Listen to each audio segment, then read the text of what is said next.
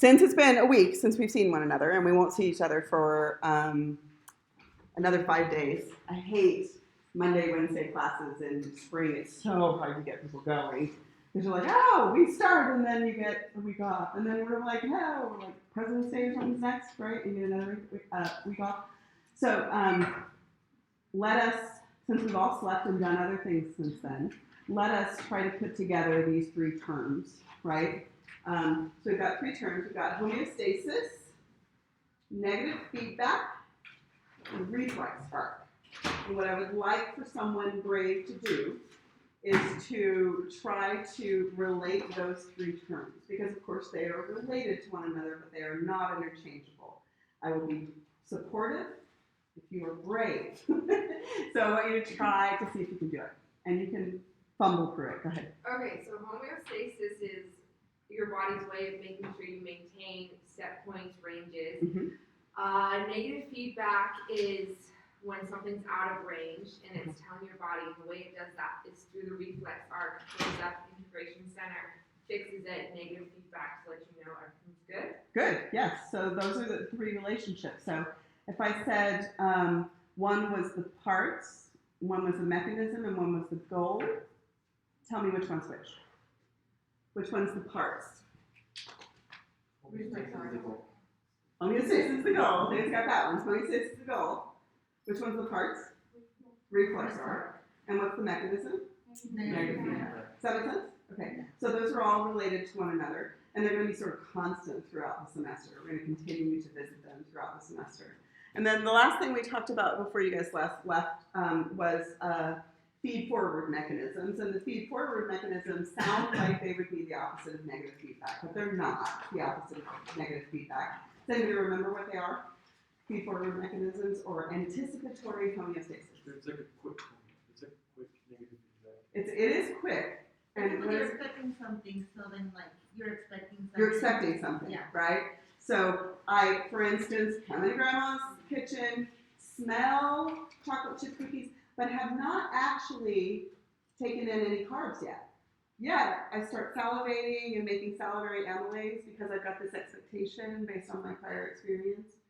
Do you think that these anticipatory homeostasis things are generally conscious or subconscious? Yeah, they're exclusively subconscious, really. You don't really have any control over them. And they really only continue if they're right often enough that it ends up being economical to do them, right? And often enough varies from person to person, but usually around 80% efficacy, like 80% of the time is right, okay? But it does vary from person to person. Okay, so now the next thing that we're going to get into is sort of a couple of different kinds of reflex arcs, okay? So these are all related to what we've already learned, but they're going to be some specific physiological examples of reflex arcs. And sometimes a reflex arc is a relatively small reflex arc because I had a stimulus and the response was all very, very local. But sometimes I have a problem in a body system that I cannot handle in that body system, and I have to call on another body system to help, okay? So there are 2 terms, intrinsic regulation and extrinsic regulation. Which one do you think is handling the problem in-house? Intrinsic. Yeah, intrinsic. And extrinsic regulation is calling on another body system to help you. Does that make sense? Metaphor for you. If you are in Oakland and you are a gangster and somebody robs your house, do you call the cops? No. Hell to the no. You never ever call the cops, right? But if you are a Melanie with no actual life skills, this is literally the only thing I'm good at all, and somebody robs your house in the avenues, do you call the cops? Hell yeah, you call the cops. You do not have the skills to handle this problem, right? So intrinsic regulation is Oakland. Extrinsic regulation is me with everything else but teaching, right? I need help. Like, I need plumbers, I need cops, I need everything, right? Okay, so extrinsic regulation is going to be longer distance. And to go the distance, you are generally going to have to use, listen, the nervous or the endocrine system to communicate between one body system and another. Okay? The 2 examples I'm going to give you are endocrine, but nervous systems will also work. So, okay, so my input pathway and my output pathway involve using hormones going through the bloodstream, that's going to be sort of long distance communication between one body system and another. Or if my input pathway and output pathway go through the nervous system from one body system to another, that's going to be long distance communication. The only difference between those two types of extrinsic communication is that one of them is going to be really quick, like a text message, and the other one's going to be much slower, like snail mail. Which one's going to be quick, nervous or endocrine? Nervous. Endocrine's going to be slower. Yeah? Okay. But they're both going to be extrinsic. Everybody okay with that? Okay. So it's still a reflex arc. We're still trying to accomplish homeostasis. We are just going to do it by phoning a friend. Intrinsic, we're going to do it ourselves. Okay, so let's look at a couple of examples. Extrinsic regulation.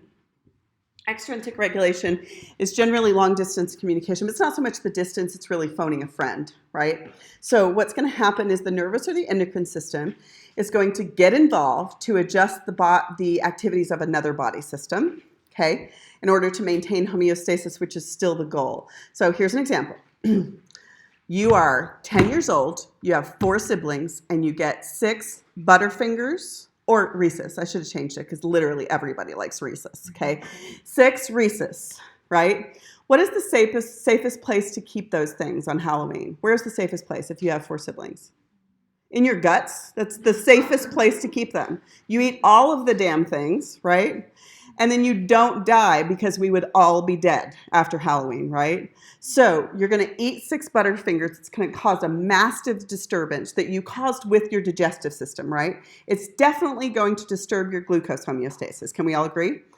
Can the digestive system poop them out fast enough that it would fix your glucose homeostasis? No, it couldn't, right? You're going to have to phone a friend. Okay, so what you're going to do is you're going to eat 6 Butterfingers. That's going to be a digestive system disturbance that you created. The digestive system can't fix it on its own, but the high glucose concentration in the blood plasma, it's going to be detected by the pancreas. Stick with me. And the pancreas is going to go, I got you, bro, and it is going to release insulin into the bloodstream that is going to go where? Everywhere in the body to cause the cells to do what? Take glucose into the cells, which will do what to the plasma concentration of glucose? Lower plasma concentration, because it went from the plasma to the intracellular fluid, so the plasma concentration went down, right? So that took care of the problem, but it really only fixes it if you feed that new variable back into the system. So what you're going to do is you're going to feed that new glucose level back to the pancreas. The pancreas assesses it again. So the pancreas is the what in the reflex arc here? Integration center. So the pancreas is going to assess it again, and it's going to say, that error signal is acceptable. Stop secreting insulin. Okay, so questions for you. Does this look like negative feedback for glucose concentration? Yeah? Because glucose concentration was high and you brought it back down. Yes? Okay. The other question is this, do you see why this is extrinsic regulation? And if you do, try to explain it. Somebody raise their hand. Why is this extrinsic? Because you call all of the other body systems. Exactly. So I used the endocrine system to call on other body systems. I created it with the digestive system, but I didn't solve it with the digestive system. I had to use the endocrine system to get involved, right? Does that make sense? Okay, so let's just do the opposite example so you do not think that this is negative feedback because the variable went down, because that's not what makes it negative feedback. It's negative feedback because it went the opposite direction. Go ahead, Annalise. Is the pancreas part of the digestive system though? Not in this instance. Pancreatic enzymes are made that are part of the digestive system, but this is pancreatic endocrine function. This is endocrine functioning going through the bloodstream. It doesn't have anything to do with the pancreas's digestive system function. But that's a good question, actually. Okay, so let's look at the opposite example, just to make sure that you get it in your head why this is an example of negative feedback. So the opposite example is fasting, which is kind of a digestive system disturbance because I'm not eating or I won't eat or I can't eat or whatever. So you fast for a million different reasons. There are cultural and religious reasons to fast. There are also health reasons to fast. Apparently, intermittent fasting is pretty good at decreasing insulin resistance, which is great to learn. probably shouldn't try it if you're diabetic unless you're actually being cared for. But regardless, you are disturbing your glucose concentration by fasting, correct? Absolutely, you're disturbing it. And so what is going to happen is this is the disturbance of homeostasis. The pancreas is still going to get involved, but would it help in this situation for the pancreas to release insulin if your blood glucose concentration was low? Hell no. It would add to the problem, would it not? So that would add to the problem. What it does instead is it releases a different output pathway. This one's called glucagon. And it's easy to remember because glucagon is insulin's partner, and you need it when your glucose is gone. Yes? So glucagon goes into the bloodstream and goes to the primary location where we store glucose in times of plenty. Does anybody know where that is? Yeah, the liver is the primary location. There are others, but the primary location where we where we store glucose in times of plenty is the liver. So glucagon is going to go to the liver. The liver stores glucose in you as glycogen. It's going to trigger the liver to break down glycogen and put it where? Put the glucose into the bloodstream. Yes, glucose into the bloodstream. Good. And the glucose goes into the bloodstream, and then what happens? It is, of course, going to feed back that new variable to the pancreas, and the pancreas is going to assess the error signal between the set point for glucose and the measured level for glucose. If the error signal is acceptable, it says stop secreting glucagon. Does that make sense? So over the course of a day, in a normal, healthy person, right after you eat, your glucose needs to go down. You release insulin.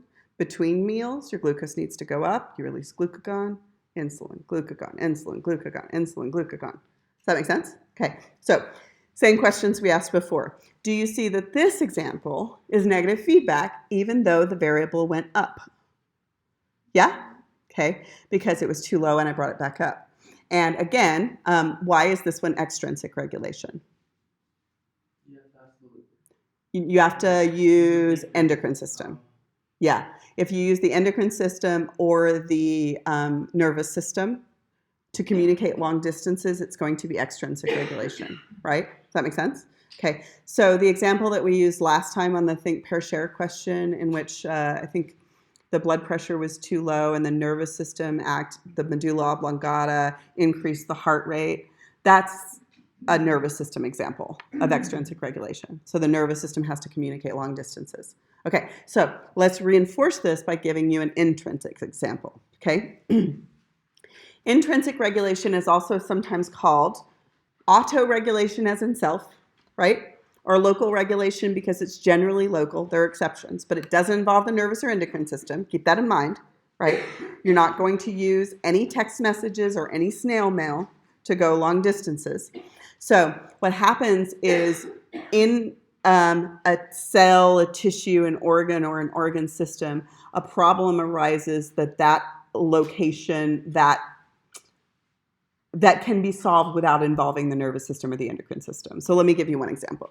Okay, so the objective is still homeostasis. It's still going to use reflex arcs. It's still going to use negative feedback. It's just going to accomplish it without involving the nervous or the endocrine system. So here's one example.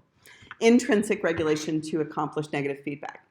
Active tissue has a high metabolic rate. Okay, so you guys know enough to know that a tissue that has a high metabolic rate in you, who do primarily aerobic cellular respiration, means the tissue is going to be using up more wet gas and generating more wet gas. Using up more oxygen and generating more carbon dioxide. Okay, so this is going to be related to oxygen. Okay, so cells in a tissue, but not the whole body, have a really high metabolic rate. How the hell could that occur? Okay, so you made a bad decision last night, 6 of them actually, and you decided you were going to do 6 shots of tequila. Okay? What is most of you going to be doing the next day? Laying on the couch and thinking about the error of your ways. Okay? Or you did it the unfun way, which still accomplishes the same thing.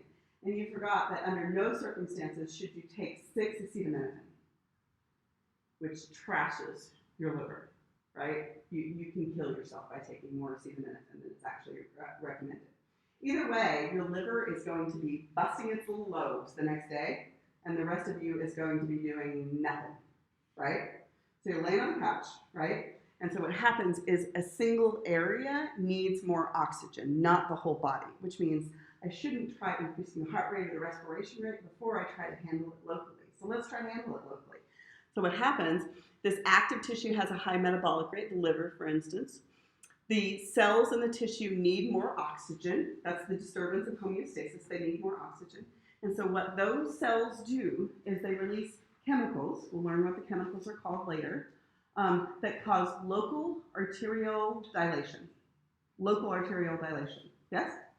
Which increases blood flow and oxygen to the tissue, yes?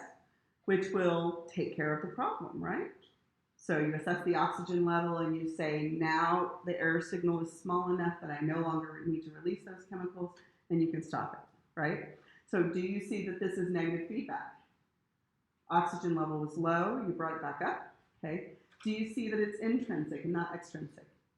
Did I use the nervous system or the endocrine system? I didn't. I handled it locally. Now, FYI, if this failed, and these, by the way, intrinsic regulatory mechanisms do not tend to be as powerful as extrinsic ones in which you can call all of your friends to help you.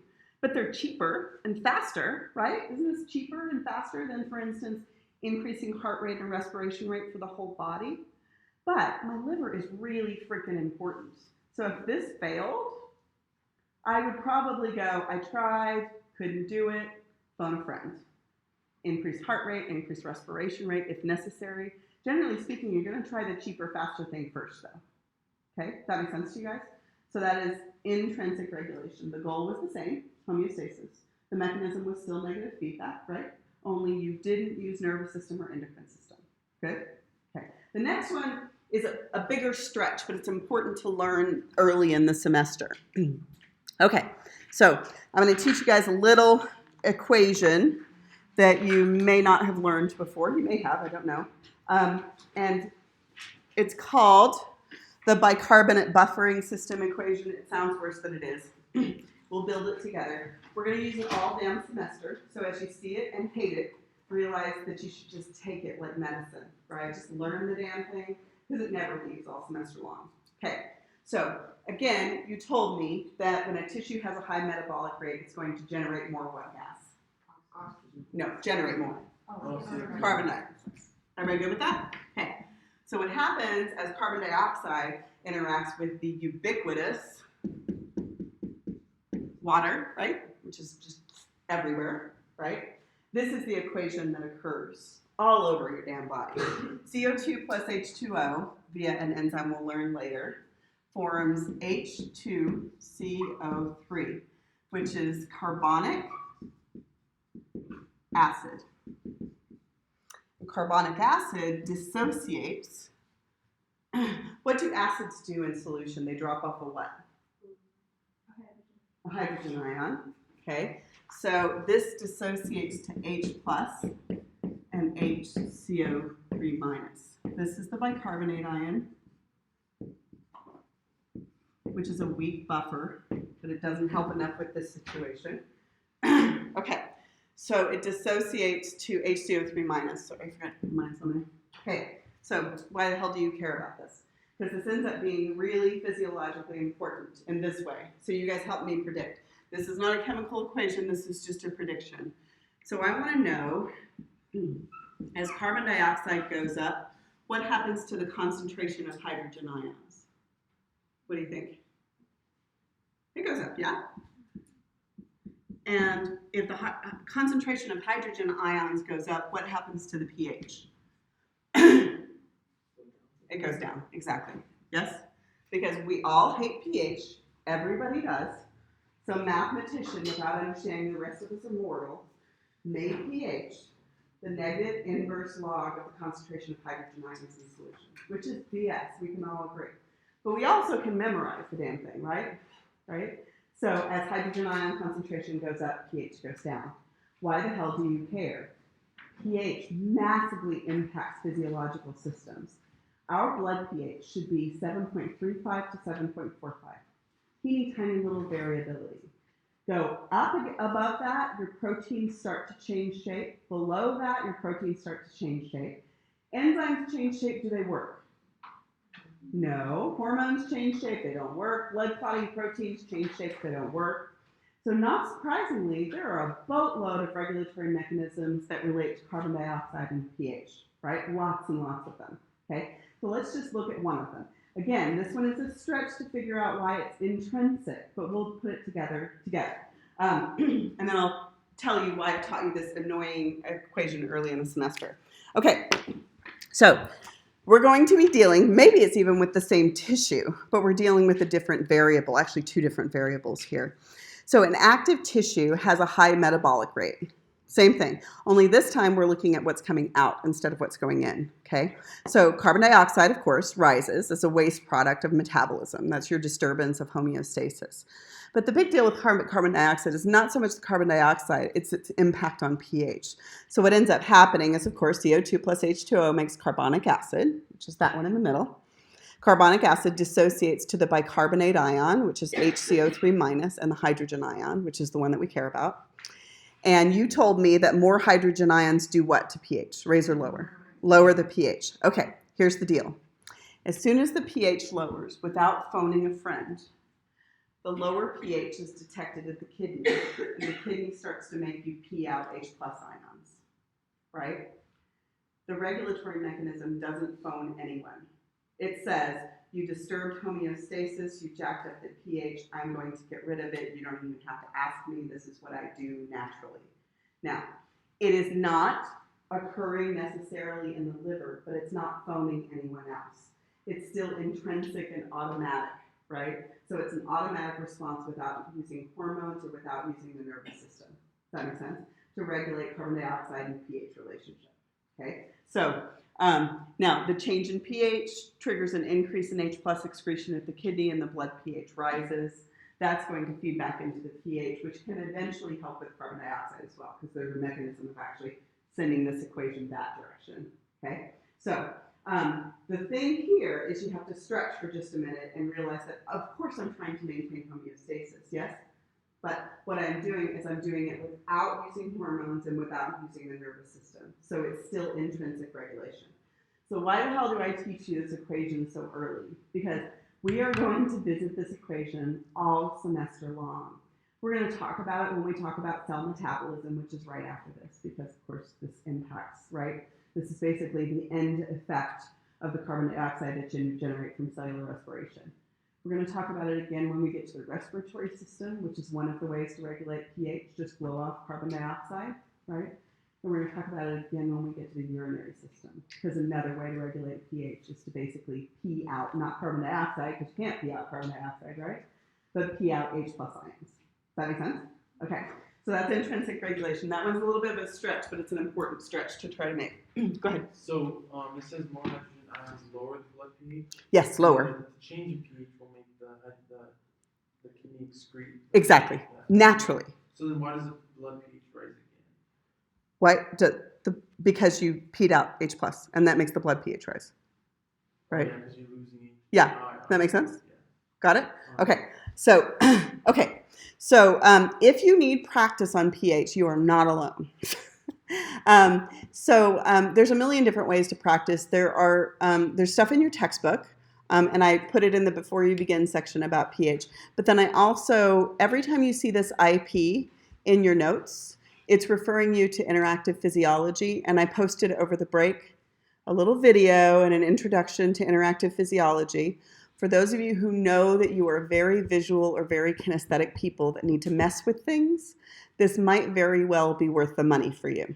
It lets you mess with things. It lets you figure out which parts of the equation you can turn up and down. It lets you break the kidneys in some instances. It lets you do all kinds of things, and it's really good. Now, to save you some time in your notes, because there are a bunch of different pages, I always tell you which pages refer directly to what we're doing. I never assign anything out of it, but if you are having difficulty, please know yourself well enough to figure out whether that's worth your money, okay? It does cost money. It comes with a new textbook. Anybody have it or tried it yet? Yeah? You tried it, Mandy? I haven't tried it, but I got it last night and I Okay. looked through it. Yeah, it's pretty useful. It really is, especially for people who really need to play with things. Phys is a little harder for kinesthetic learners because you can't actually get your hands on it, right? You can't jack with stuff as much as you can with anatomy. But there are ways around this, and this is one of them. The other is that coloring book that I brought for you guys. Okay, so again, before we move on, most physiological variables can be regulated by intrinsic or extrinsic regulation. For instance, if I failed with the kidneys to get rid of enough H+ to reset my blood pH, I could say, hey, I need some help. Tell the respiratory system to breathe faster, to blow off more carbon dioxide, right? The nervous system tell the respiratory system to breathe faster. So most systems try intrinsic first, and if it doesn't work, they're willing to spend the money to try extrinsic. Good? Okay, and we'll see examples of that all semester long. Okay, and now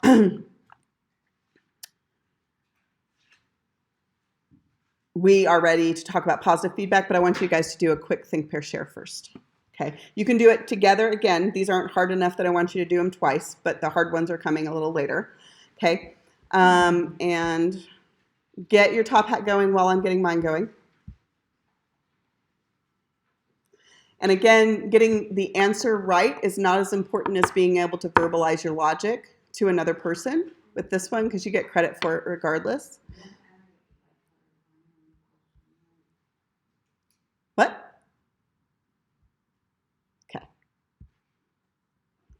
Go. And we talked about positive feedback briefly before. If you don't understand it, we'll get into it in detail in a minute. You need to be talking to one another if you want to do it right.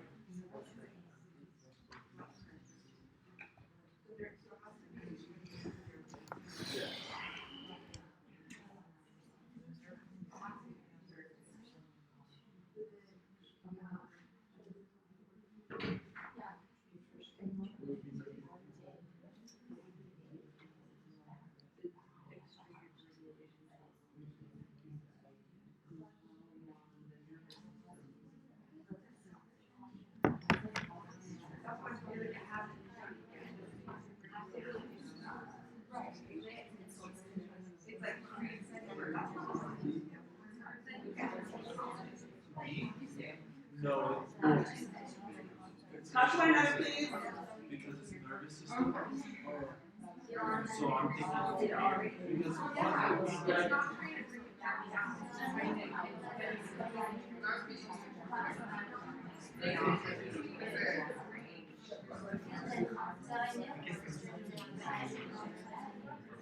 But it didn't say to go.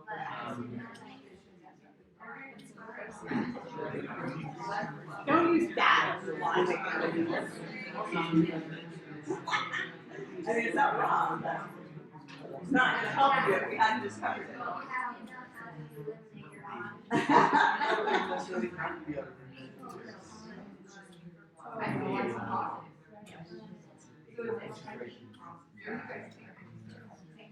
If you don't remember what positive feedback is, because it's been a week, ask your brilliant neighbors. What's positive feedback? Yeah, but so this isn't asking. This is the thing that. It's so bad. I think it's.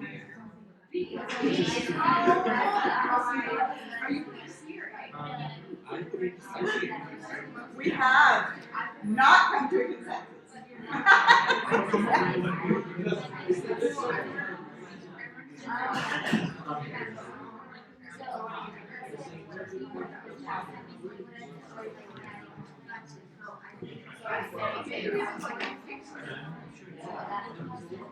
Five more people.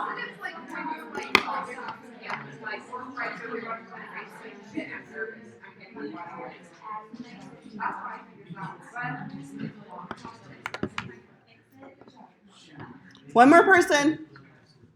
Have to submit. 5. 2 more. One more person still. 4.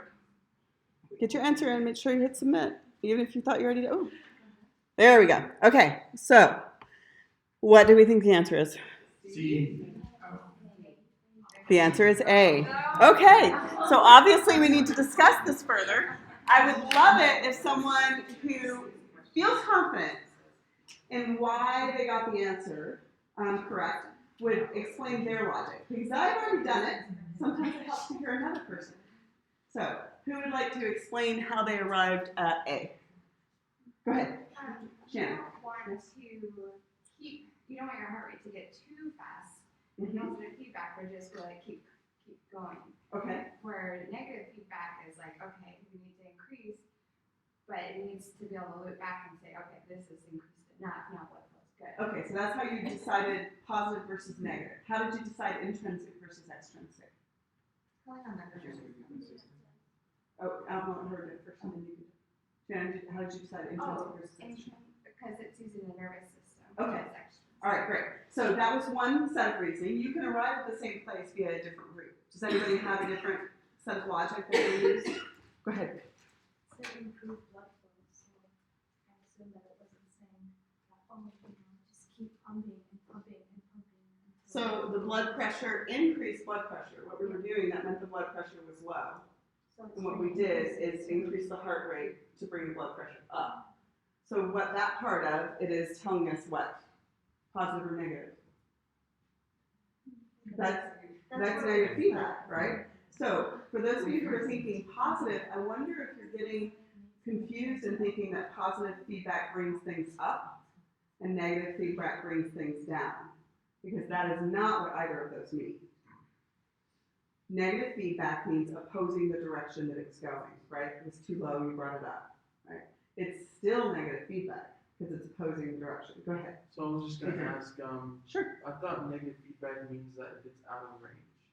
No, well, negative feedback means it's either out of range or it's going out of range or it's going the So wrong does direction. positive feedback have to occur if it's not out of range? Positive feedback adds to the problem. So for instance, if my body temperature was too high and I started sweating, that would bring my body temperature back down. Is that positive or negative feedback? Negative. If my body temperature was too high and I started shivering, it would add to the problem, and that is positive feedback. Also, That makes sense. it can be a different reaction. It doesn't necessarily have to be the same. No, it's different for different variables. It's just adding to the direction it was already going, positive, opposing the direction it was already going, negative. Okay, I'll get you, and then you. Go ahead. So if you were to make this question so that it was positive feedback, what would be different about it? In order to, well, I couldn't say in order to increase the blood pressure to improve blood flow. So if the blood pressure was low, and I, for instance, slowed down the heart via the nervous system, that would be positive feedback, right? Blood pressure was low, I slowed down the heart, what would that do to the blood pressure? Drop the blood pressure. Oh, okay. That would be positive feedback. So Right. basically you're just making the issue worse. Yes, generally. I mean, there are examples we're about to get to in which positive feedback is beneficial, but it's never homeostatic. Go ahead. I think a good example that I heard is like giving birth. Oh yeah, we're about to do that one. Okay. We're about to do that one. We're about to give you specific examples. What was your question? Well, no, I was just gonna say, so like, negative feedback is bringing things to normality, right? Yes, but it's always in opposition of the direction that it's Yeah, going. so if it's going high, Yes. it's down. But, Okay. so positive feedback is that just like adding to the problem? Yes. If the variables going one direction and you did something, your body actually initiated a change that added to the direction the variable was already going, it's positive feedback. So let's reinforce positive feedback now, right? Let's reinforce it so that you know super well the difference between positive and negative feedback by giving you some examples. Okay, so let's talk about positive feedback. So positive feedback says there's a deviation from whatever the normal is. It's either going out of range or it's out of range, right? And whatever your body does actually adds to the direction that it was already going. So let's just use body temperature for an example first. So we have a person who's having a relatively good day and then kind of succumbs to some kind of acute infection. Might not go on this quickly, but we're just going to pretend that it does. So we already know that body temperature would kind of do this over the course of the day, right? Do that. And that's fine. That's negative feedback. It pops out of range. It comes back in range and all that kind of stuff. Then this person gets some kind of acute infection or starts to feel the response to an acute infection. And the response to the acute infection is that the person initially gets a fever, right? Their body temperature increases, and the fever starts going up, and it might go out of range. But what makes it positive feedback is that instead of this person starting to, for instance, sweat to cool their body down, they start to shiver. And as they start to shiver, what happens to their body temperature? It continues to go up, right? And so as long as that is going, they are adding to the deviation, right? Does that make sense to you? So they're adding to the deviation and sending it up. And so as long as you are adding to the deviation, you are going to go well out of range. And right now, you are in positive feedback because your body is amplifying what's already going on. Now, is this person necessarily going to die? No, right? If you're in your 20s, can you handle a temperature of 105 and probably live through it? You probably can. You're going to be miserable as hell, right? But if you're 3 years old, are your homeostatic control mechanisms finely tuned enough that you want to let a 3-year-old's temperature get up to 105? No. Their homeostatic control mechanisms are still not finely tuned enough that is probably something they're going to catch and bring back down. What about when you're 95? Do you want your body temperature? No. But when you're in the prime of your life, you might just weather that little period of positive feedback, and eventually your homeostatic control mechanisms will bring it back down. But of course, that's a lot of where medical intervention comes in, right? Because you could intervene, and a lot of times we do intervene with positive feedback loops. Your blood pressure's going bonkers, take a pill. Your body temperature is going crazy, take a pill. Or has any of the parents in here besides me had to throw your cute little toddler in a cold bathtub because their temperature was rising so quickly that it was absolutely worth it? It was miserable for both of you, but they actually lived through it. That's an intervention to stop this little positive feedback loop, right? So not surprisingly, positive feedback loops can be, but are not always, disease situations, right? Okay, and sometimes they're just like your body just freaking thought it would be helpful and it totally wasn't. So let's imagine that I actually nicked an artery, right? What would happen to my blood pressure when I nicked an artery? It starts to drop, and my body goes, I know what to do when the blood pressure is low, and it starts to increase the heart rate because that's the only trick that it knows. And it's like, hey, I'll help, and then you just keep squirting and squirting and squirting, and what happens to your blood pressure? It keeps dropping and dropping and dropping. That was just a mistake, like a homeostatic oops, because I didn't realize there was a hole because nobody told me there was a damn hole. But it was still positive feedback as it was going through, right? Because you were continuing to drop your blood pressure. What was your question, Jan? So I lived in Phoenix for a long time, and I always thought it was so weird when the car would get like 125 degrees, right? So I'd get in there and I would start shivering, like goosebumps and shiver, just like What? yes, You're every broken. time. I'm sorry. You're an alien, and obviously that's the only logical solution. Because I think was just that- not that's bizarre. It's kind of a shock thing. What? I think it's kind of like a shock thing. Just to It like, happened to me too sometimes when I was in California. Huh. I just avoid desert places. Any place above 95 is not a place that humans should ever go. But I don't know what that is. I'll look it up. I'll see if I can find anything. So, all right. So basically, the graph of positive feedback looks like homeostatic negative feedback for a little while, and then you lose control of it. But does it have to go up? Or did our blood pressure example go, phew, right? So when you're in positive feedback, are you maintaining homeostasis? You are not. Does it necessarily mean that it's negative? Like, why the hell did the body temperature do this? Was this actually a mistake while it was going on? Why does your body temperature do that in response to an acute infection, like a pathogen? Right? And what is it trying to do? Kill off the pathogens. So what it's doing is it's like, hey, we got an infection. We might die, but let's take them out first, right? And then if it doesn't work, right, you bring your body temperature back down if you didn't die. If you still got the infection, you might try it again, right? So here, it's not homeostatic, but it's not necessarily unhealthy while it's going on. If it continues, if you stay out of range for long periods of time, it is definitely going to cause damage. Does that make sense?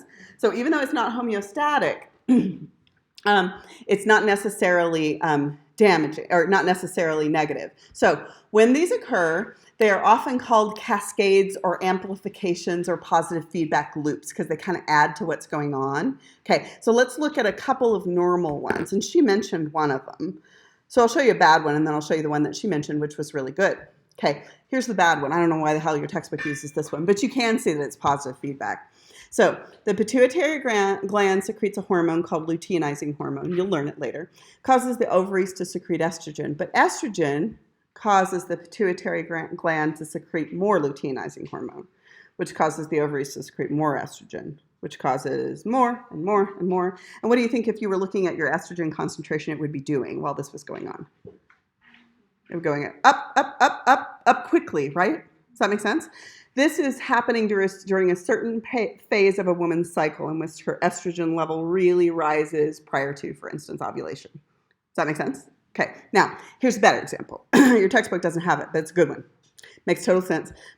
So positive feedback makes sure that once you start something, you finish it quickly.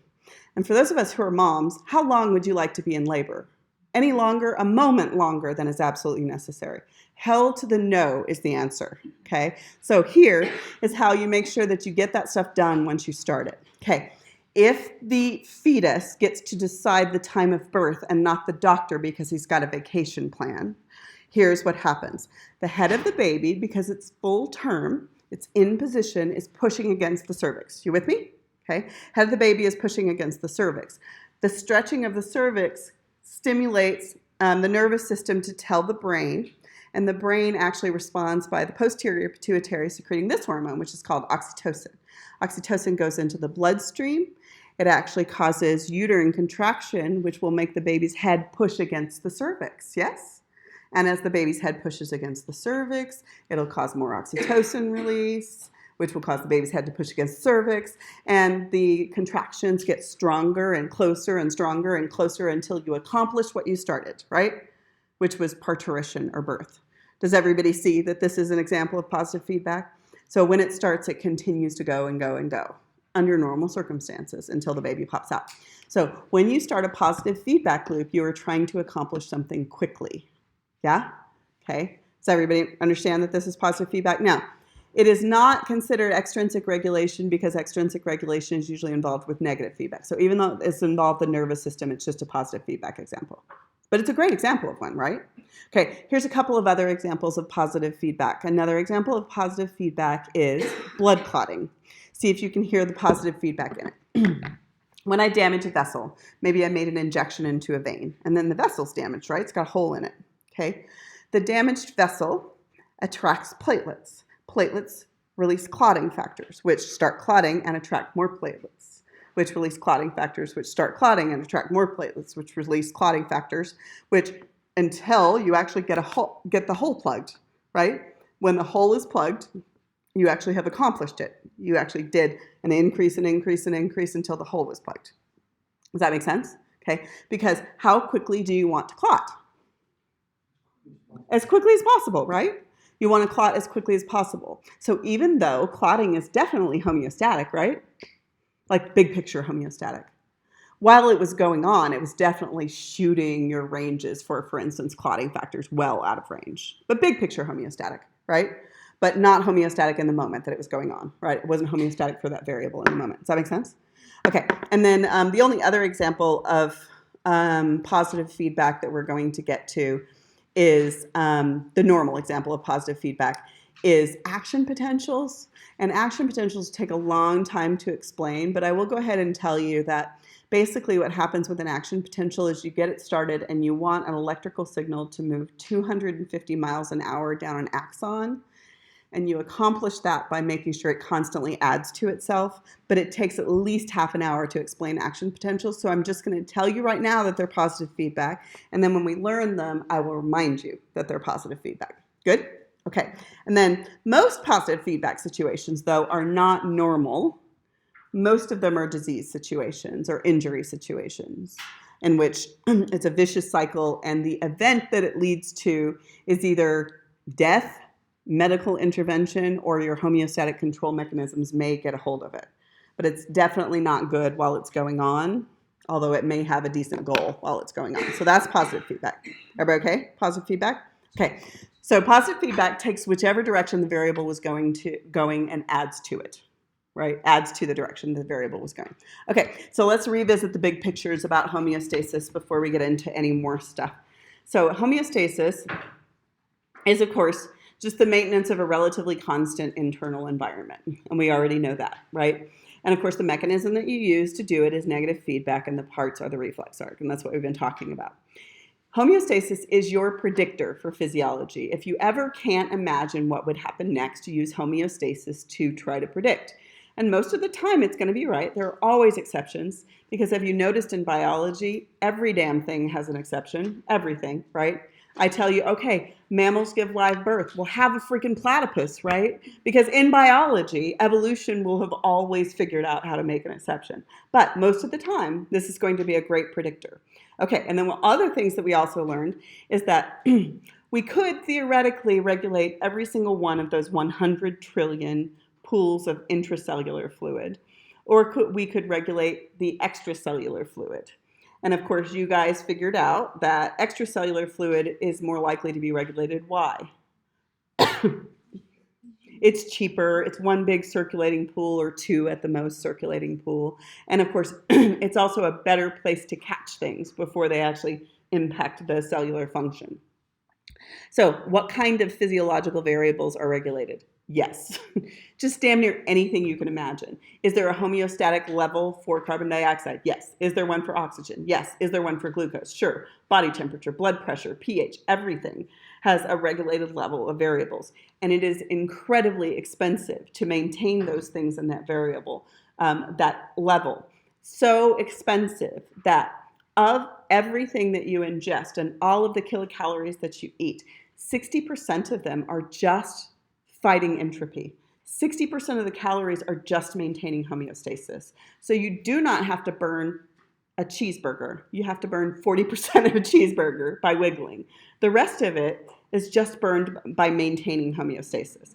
And it's not the cheeseburger that's the problem. It's that we are Americans, and we decided that we also deserve a large fry and a big soda because freedom. Right? That's why we deserve it. So body temperature, blood pressure, concentrations of ions, everything's regulated. Okay, so the body's internal environment is relatively constant, but we know that we mean something different than constant when we say constant. What we mean is it wiggles in a predictable way. We call that either, I like predictable variability, although it sounds like an oxymoron, but it's typically referred to as steady state. Meaning, I know it's going to wiggle, but over the course of a day, again, I know you're not going to be 107 on a normal day. I know you're not going to be 92 on a normal day. Good? Okay. So over the course of a day, regulated within a healthy range. Of course, that also doesn't mean that you don't hop out of the healthy range, right? You do. You just don't tend to stay there. And then we've got to deal with the terms set point, mean, and range. So as a future clinician or healthcare professional, do you think that it is as useful for you to memorize 98.6 as it was for you as a 7th grader? No. And by the way, the mean human body temperature just changed. They crunched a whole bunch of data from about the last 150 years, and they figured out that our body temperature, on average, is about 97.4 degrees Fahrenheit. So we have gotten colder, we've gotten taller, we live longer, and we're fatter. Shocker. So 97.4 is the new number. But again, as a clinician, is 97.4 as useful as the ranges of body temperature? What's never okay on the low end, what's never okay on the high end, right? So you, of course, are going to have more numbers to memorize, but your numbers are going to be different depending on whether you go into reproductive health. Then you'll probably know, for instance, progesterone concentrations in a woman, right? Or if you're going into endocrine health, then you'll know glucose concentrations and insulin concentrations and glucagon concentrations, right? Or if you're going into damn near anything, you will know blood pressure, but you'll know the range, right? So it's going to be different depending on whatever your specialty is. So, but of course, there is for each variable somewhere stored inside you a set point for that variable. And that set point says that I want my blood glucose to be blank, okay? But it's okay if it's this, and it's okay if it's that, but I've got that in mind, my blood glucose level, okay? Yours is really similar to mine. It's probably not exactly the same as mine. But I don't speak pancreas. I don't speak hypothalamus. I don't speak medulla oblongata, so I don't know what the set point is. So the best indication that a human measuring from outside, gathering empirical data, could get about the set point is the time averaged mean for an individual, right? Over time, right? More data points are better. So 2 hours not as great as 72 hours for getting, for instance, the time average mean for blood glucose concentration. So you take as much data as you can and you get the mean over time, and that's as close as you can come to the set point. Good? Okay? And then we already know what the range is. And you already know this, but let's talk about a couple of logic questions. Does your body actually maintain any variable at a set point? No. It sets it at a set point, but there's an acceptable error signal around the set point, right? So it would actually be super weird to find a person who stayed at 97.4 over a 24-hour period. It would be some kind of weird pathology without any kind of problem associated with it. I don't even know what would happen. So it doesn't maintain a set point. It maintains a steady state over time. And of course, you already know that it's more useful to know the range than it is to know the set point, if you could know it, or the mean. And then let's just talk about variability. I mean, in anatomy, you figured out, if you looked at more than one human or more than one cadaver, that variability was the rule, not the exception. In physiology, variability is the rule as well. If I looked at myself over the course of a day, all of my variables would vary by definition, right? But also, if I compared me to you over the course of the day, mine would vary differently than yours would. And ours would be more similar than mine and David's, right? These two would be more similar because the sexes tend to have more predictable variability in their variables together, and also ages and those kinds of things. So variability is the rule between individuals. But my mean for a variable, if I get enough data points, is relatively constant. Relatively constant. My mean for that variable is going to be relatively constant. There's an exception to that, and I'll teach it to you in just a second. And so you know this, but verbalize it. Which is more likely to indicate disease? Variability from the set point, the mean, or the range? The range, but only if what? Exactly. Not just popping out of the range, right? Yes, your blood pressure goes crazy when you're working out.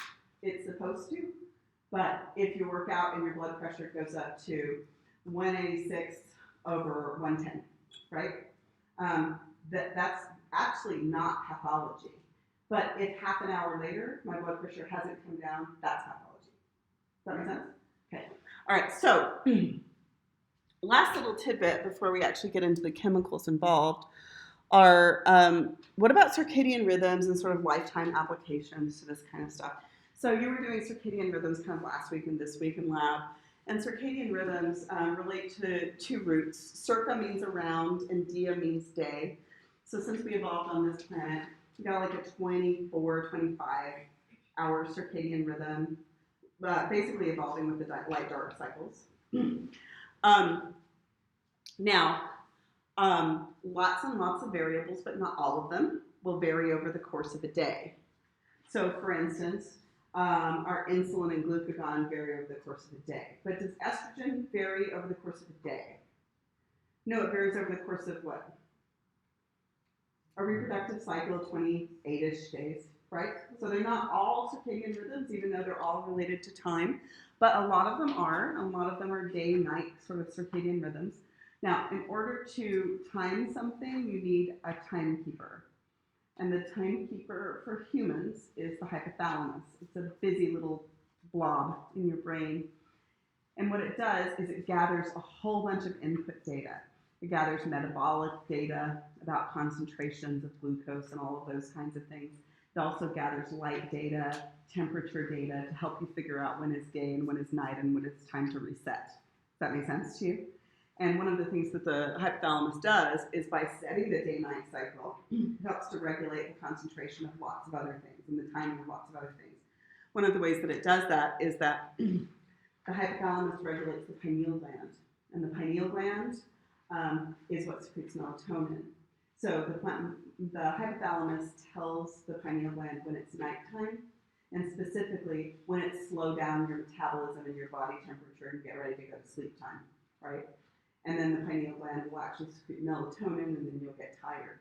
And if you're super duper regular, again, if you're super duper regular about both your activity patterns, your sleep-wake cycles, and you're also really regular about your exposure to light at night, then it really, really knows what to do without much external influence. So it will actually secrete melatonin, go to bed every single night at 11, get up every single day at 6:30.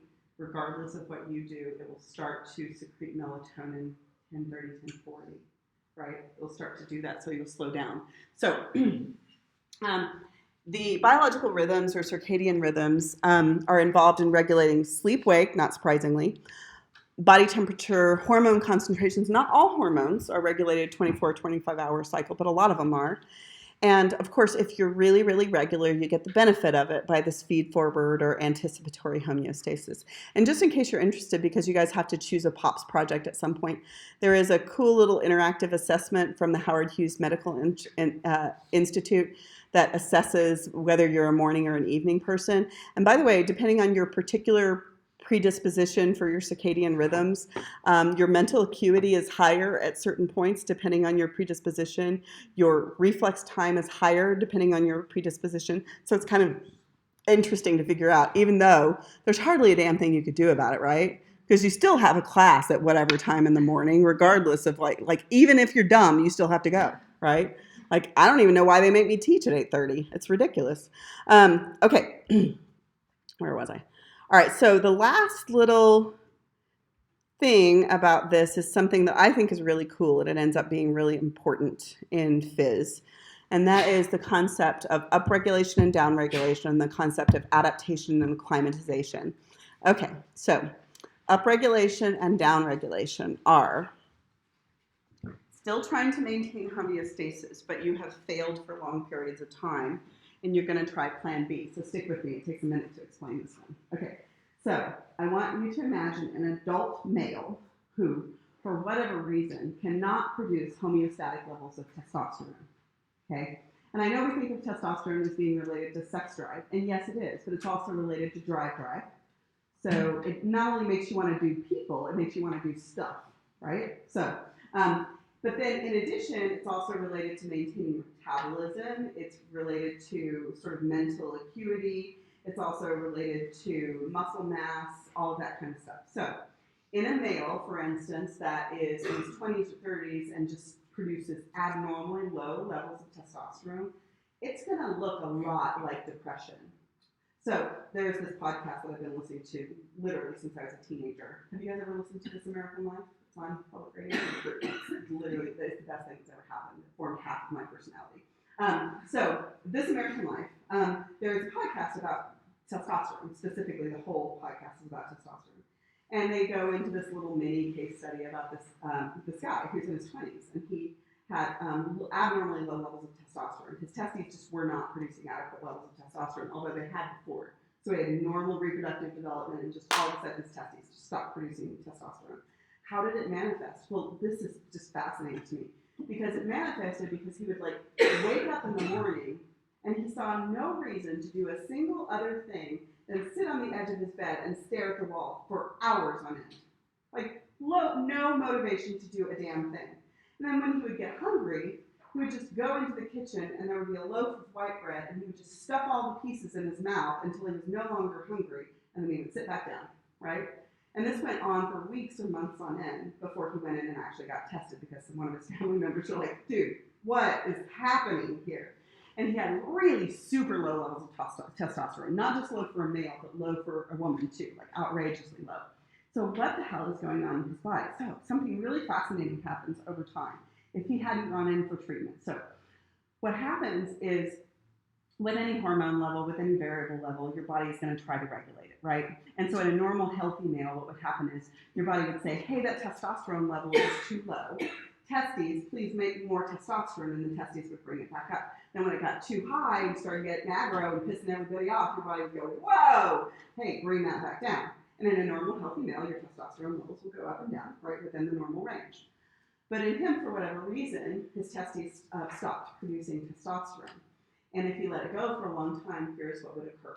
What would occur is your body would try super duper hard to regulate that variable. And when it failed over time, and over time with this, it's generally months to years to start doing plan B. So if you failed and you had a really consistent error signal for long periods of time that you could not regulate the way that you do, you go to plan B. And plan B is like, I tried to regulate the variable, I failed, now I'm going to regulate the response to the variable. So you tell me what the body would do to try to maintain some semblance of homeostasis. Would it increase the number and sensitivity of testosterone receptors, or decrease the number and sensitivity of testosterone receptors? What should it do? Increase. He had too little testosterone for months on end. Should you increase or decrease the number and sensitivity of testosterone receptors? Increase. You should absolutely increase. So what you can hope for is some approximation of a normal cellular response despite the abnormal level of testosterone. Does that make sense? Okay. But you won't do that every single time you've got low levels of a variable, right? Because that's a super expensive change, and if it changes back, your receptors are going to be all jacked up. So what happens is you need this really consistent error signal for long periods of time, and then you will sort of increase or decrease. So let me give you another example. So that is called upregulation, by the way. So you failed for long periods of time to raise the level of a variable, and you're like, screw it, can't do it. You increase the number and sensitivity of the receptors to get something approximating normal homeostasis. But here's a more common example. It's a little harder to grasp, but we can do it. Type 2 diabetes. Okay? Type 2 diabetes is something you are going to be dealing with as a healthcare professional. The newest data says that almost 60% of Americans have either pre-diabetes or diabetes. And type 1 diabetes, which is the kind that's not an immune disease and not related to diet and exercise specifically, accounts for a very, very small percentage of the actual diabetes out there. So let me tell you how type 2 diabetes develops. It's really complicated, so I'm going to oversimplify it, and we'll get the details later. So here's the deal. I'm from the South, okay? I don't know if you guys know anything about the South, but they're not super big on diet and exercise, right? If you want to feel good about yourself, all you have to do is fly to Mississippi, walk into the airport, and you are the prettiest, skinniest girl you have ever seen. And then you go back home and you're like, oh. Type 2 diabetes is rampant in the South. It's bad all over the United States, but it's really, really rampant in the South. Type 2 diabetes has to do with sort of this low levels of exercise in combination with high levels of glucose. Also, fats have a lot to do with it, but we're not going to get into that right now. High levels of glucose. So here's what happens with this sort of type 2 diabetes story. So if you're living in Texas and you were raised a certain way, you might drink 7 Dr. Peppers a day. You might drink 7 Dr. Peppers a day, okay? And that might seem totally normal because somebody gave you Dr. Pepper in your baby bottle, and that's exactly how you were raised, to drink 7 Dr. Peppers a day. But it is not without its repercussions. So here's what happens in that particular situation. So generally speaking, you're probably going to be okay until your teens, and then you might get type 2 diabetes. It used to hit in the 30s. So what I'm going to deal with is I'm going to deal with chronically high levels of sugar followed by high levels of insulin trying to regulate the sugar. You with me? So I drink a Dr. Pepper. Every time any of us drink a Dr. Pepper, your blood glucose level goes crazy, right? And then your insulin level goes up to try to bring down your blood glucose level. You with me?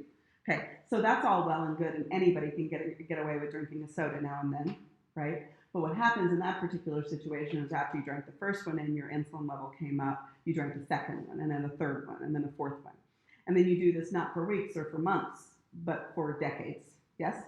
And what happens is you are chronically trying to regulate your blood sugar level with your insulin level, and so both of them tend to be really high over time. And then finally your body goes, screw it, I cannot regulate this by releasing any more insulin. We've got too much sugar and too much insulin. My cells are constantly being bombarded with sugar. What I need to do is move to plan B, and I need to, you choose, increase the number and sensitivity of insulin receptors or decrease the number and sensitivity of insulin receptors. Decrease them. That's called downregulation, right? I downregulate my insulin right? So that my cells are not constantly being bombarded with sugar inside them. And that's all well and good during the time when I'm drinking those 7 Dr. Peppers. But what about when I'm not drinking Dr. Pepper? So my blood sugar goes crazy, right? But then during those times in between when I'm not drinking Dr. Pepper, will my cells take in sugar with normal levels of insulin release? No, because they have reduced their number and sensitivity of insulin receptors. So what happens with a type 2 diabetic is your sugar goes boom, crash, boom, crash, boom, crash. Does that make sense to you guys? Okay, so it's called downregulation. You were bombarded with chronically high levels of a variable. You failed in regulating the variable. Plan B was to regulate the response to the variable. And so what does exercise have to do with it? Well, exercise is a non-insulin dependent way to reduce your blood glucose because your skeletal muscles suck up a whole bunch of glucose. So if you have a combination of high levels of sugar and low levels of exercise, you're not doing either of the regulatory mechanisms. Does that make sense to you guys? So that's type 2 diabetes, a short version of type 2 diabetes. And it's a fantastic example of downregulation. One of the things I will tell you about upregulation and downregulation is you don't decide to do them lightly. They are with pretty chronic exposure to an unregulated variable that you fail to regulate. And so, for instance, with the testosterone thing, it probably would have been months before he actually upregulated his receptors. And with diabetes, typically speaking, they used to call type 2 diabetes adult onset diabetes because we couldn't even insult our system enough to get it until our 30s. But now, because, we are Americans and we can eat what we want and drink what we want, freedom, kids are getting type 2 diabetes in the United States as early as 7 years old. And there is a strong genetic component, but that kid is eating what? Caramel cookies. Exactly what his parents gave him, right? What does my son want to eat constantly? He would love to have sodas every day. He would love to have cookies every day, right? But being diagnosed with type 2 or type 1 diabetes, if it's not treated properly, reduces your life expectancy by 17 years. 17 years. So it's a biggie. It's a biggie.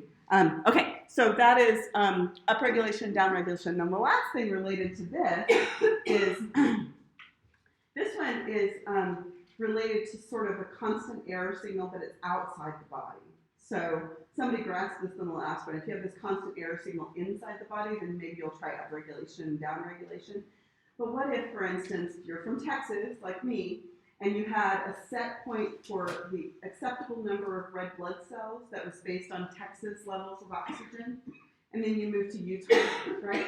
And when you move to Utah, there's X oxygen in the atmosphere at higher elevation, right? And I get this error signal between the internal and the external environment. If it's really relatively constant for a long period of time, here, a long period of time is usually a couple weeks, then what my body will do is say, I need to change the set point. Yeah? It doesn't change it to something wacky. It changes it within the range. It might have been set down here for Texas, and it goes, oh, okay, it's been constant. I need to move it up to here, right? So that's called adaptation or acclimatization. With a constant error signal between you and the environment, you can change your set point. The same thing happens seasonally, remember? So when we, for instance, it gets really hot every season here in Utah, and in like, I don't know, May usually, right? It starts to get hot, but it's not constantly hot, so you're outside, it's 85 degrees, and you're sweating like crazy, right? But it doesn't do that every day, so you don't reset. But after it's been hot for like 2 weeks, basically you stop sweating at 85 degrees anymore. And why is that? It does the same thing that you do in your home with your thermostat, right? You say, oh, it's going to be hot. This error signal is too big. It's too expensive. What I'm going to do is move the temperature up so that there's less of an error signal between me and the environment. You do it internally as well, okay? It usually takes a couple weeks. They use this, by the way, for instance, that's the reason athletes train in Park City, and they don't train for 2 days. They train for 2 weeks to 2 months up there, because what they're doing is trying to force themselves to make more red blood cells by having that sort of constant error signal, because it gives them a training advantage. that make sense? So that's called adaptation or acclimatization. Go So ahead. is it like a long-term version of like a reflex arc negative feedback type of thing? It is, but it's moving the set point so that there's less of an error signal. But it's still in homeostasis. It's still trying to maintain homeostasis. It's just trying to do it less expensively. Expensive, that's not even a word. It's trying to do it without costing as much. Okay. Is this Yeah. adaptation? Huh? Adaptation. It's adaptation. Yeah, it's adaptation or acclimatization. Does that make sense to you guys? Yeah? Okay. So, questions? Everybody good? Okay, so briefly, I'm just going to introduce you to the next topic because you guys are a little bit ahead of the other class. We're not going to get into it really detailed today. Okay, so obviously, since we're really thinking about reflex arcs, we see the need for communication, right? Sometimes it's communicating with your neighbors if it's just intrinsic regulation. Sometimes it's communicating long distance, right? So here's the deal with having a body that's made of 100 trillion cells. The cells are actually relatively specialized, meaning that a neuron does not do the same as a liver cell, does not do the same as a skin cell. But they actually all need one another in order to maintain body-wide homeostasis, right? So with specialization comes the need for communication. So the brain needs to tell the liver what it needs, and it says, hey, we've got too much of this toxin in the bloodstream, I need you to get rid of it.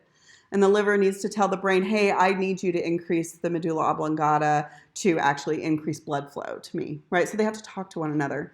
So as cells become specialized, this necessitates the development of communication, right? And so they must be able to communicate with one another in order to maintain body-wide homeostasis. And so the question that we're going to answer next is, how is this accomplished? And we already know the forest of how it's accomplished. It's accomplished via a reflex arc, but what we don't know is the details. Like, if I'm a cell and Mo's a cell, how do we talk to each other? And the answer is that we talk to each other via chemicals, right? I release a chemical that he has a receptor for. That means he can respond, right? Likewise, if he releases one that I have a receptor for. So what do we call these? We call these chemical messengers. They are messengers between two cells. Sometimes they call them intercellular chemical messengers, meaning they go between cells. And a chemical messenger can talk to and be heard by what we call a target cell. And the target cell is any cell with a blank for that chemical messenger. So if I talk to you and I'm a chemical, how can you hear me if you have a blank? What? A receptor, exactly, right? So for instance, testosterone, I want you to think about testosterone. Think about, I got a 13-year-old. Going through some testosterone changes, that's all I'm saying. Going through some testosterone changes. And testosterone is, of course, released from the testes and goes into the bloodstream, right? But does testosterone affect every single cell in the body? It actually doesn't. It seems like it at the time, but it totally doesn't. It affects target cells that happen to have receptors for testosterone. But you've either been a teen boy or you've seen a boy going through puberty. So I want you to imagine the places in the body that are target cells for testosterone. What are they? Voice. Yeah, so the larynx and the vocal cords. Yeah? Oh, absolutely, muscle cells. He's already taller than me. It's not that impressive, but my husband's 6'6", so there's more to come. What else? Other glands. It definitely affects other glands. It affects Armpits. axillary glands, right? It affects hair growth, axillary hair growth. So you've got hair follicles, right? It affects hair growth here, right? It affects bone mass, doesn't it? Long bone growth. Now, why are we avoiding the fact that it affects the brain? Obviously, the brain has receptors for testosterone, correct? Obviously it does. And I am not being sexist. We can tell the same damn story about estrogen, okay? So, but you are never going to be the same. He used to play with Legos, and in a couple of years, all he's going to do is try to make a boob out of it. And I know it. It's just bound to happen. So those are the target cells. So what we have is we have chemical messengers that are released, and they only really can be heard by target cells that are cells with the receptors.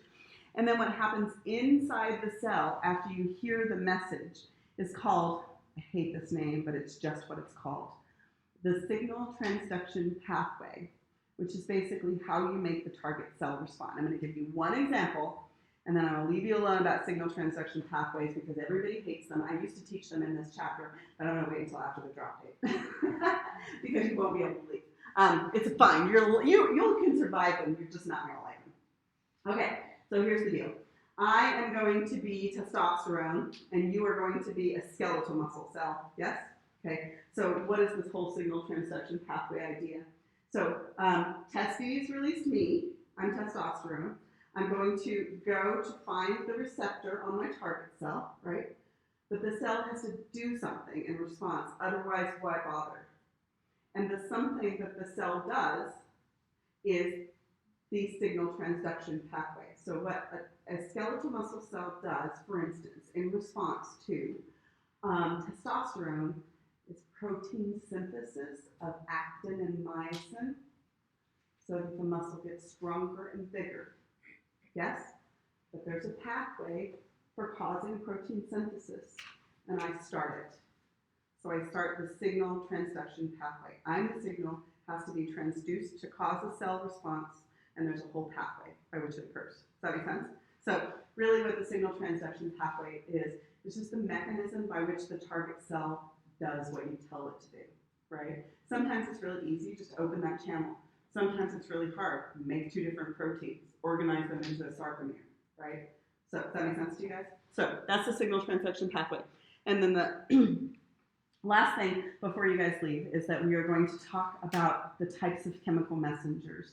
And the types of chemical messengers are mostly things that you've met before, but we'll give you specific examples and specific physiological applications.